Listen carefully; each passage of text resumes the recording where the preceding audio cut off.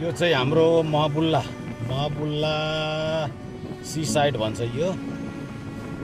आज यसो छुट्टीको दिन यसो हल्का रमाइलो दृश्य हेर्दै समुद्रको छाल हेर्ने भनेर यसो आइयो आज। यस रमाइलो दृश्य छ, हजुरहरू पनि यसो आउन सक्नुहुन्छ।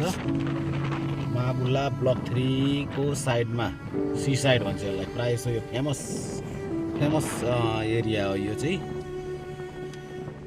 प्रायः हजुरहरूको यो नेपाली दाजुभाइहरू जति हुन्छन् जोडीहरू यसो छुट्टीको दिन यसो मनको भारी बिसाउनलाई यसो आउँछन् होइन, यसो थकानहरू मेटाउनलाई।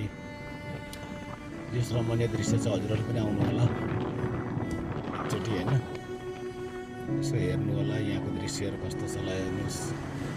त्यहाँ पर तपाईँको त्यो सायद त्यो ग्यास प्लान्ट होला सायद के होला होइन, जुम गरेर हजुरहरूलाई देखाएको। यहाँ माछा मार्दैछन् एकजना दाइ हुनुहुन्छ, नेपाली दाइ नै हुनुहुन्छ, माछा मार्दै हुनुहुन्छ। यस राम्रो छ ठाउँ, एकचोटि आउनुहोस् हेर्नुहोस्। अब कतिपय साथीहरू आउनुभएको छैन भने आउनुहोस् एकचोटि होइन, हेर्नु होला।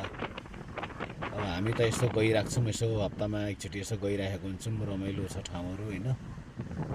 अनि यही छेउमा एउटा बङ्गाली मार्केट छ, त्यहाँ धेरै सामानहरू पनि सस्तो पाइन्छ। यसो सामानहरू किन्नलाई भए पनि यसो हामी आउने गर्छौँ छुट्टीको दिन, यसो छुट्टी मिलाएर आउने गर्छौँ। ल हेर्नुहोस् कति रमाइलो छ, हेर्नुहोस् त छालहरू कसरी हानिरहेछन्। माछा पनि फेरि मजाले पर्दो रहेछ यहाँ, माछा फेरि थोरै पर्दैन। ल हेर्नुहोस्।